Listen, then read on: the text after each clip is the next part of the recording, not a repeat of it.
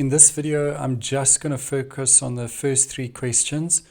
I'll do the other 2 questions in 2 separate videos. And so what you have here is you've got the equation of a parabola, and you know that the y-intercept of the straight line is 1. And mn is just a perfect gap going parallel to the y-axis. And so just for the interest of the first few questions, how do I get the equation of the straight line? So for me, I would start by saying y equals mx plus c, but I know that the c is 1. And then any graph question, because I'm missing one letter, I'm just going to sub in 1 point. And you should get into a habit of what I've just said now so that you're not stressed out at all. Anytime you're missing a letter, you sub in a point.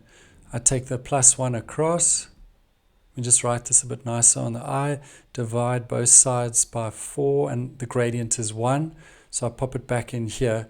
So it would be y equals 1x plus 1, or you can just say y equals x plus 1. And there's your equation.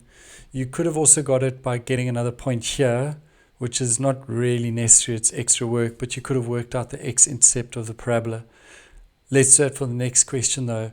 Determine A and B. You always just want to ask yourself, what are they asking? So these are just x-intercepts, so I let y be 0. So I go to the parabola equation, and I just let y equal 0. This should be a fairly straightforward factorizing. And my answer is, if this is minus 3, the answer will be positive 3. If this is x plus 1, the answer will be minus 1.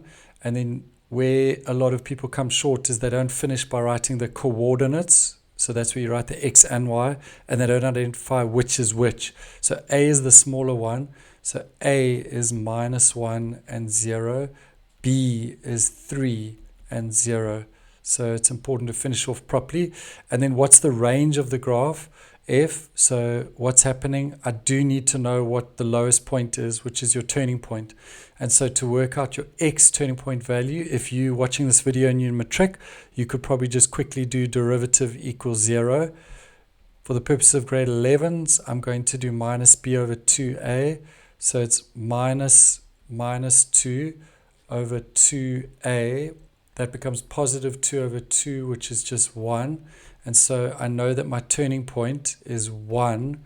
And then because, again, I'm missing a letter, what do you do when you're missing letters? You sub in a point. And so I'm just going to sub 1 back into the original x's in brackets. And that spits out an answer of minus 4. And so what is the range? Range is like my sister Ray. Range has to do with y.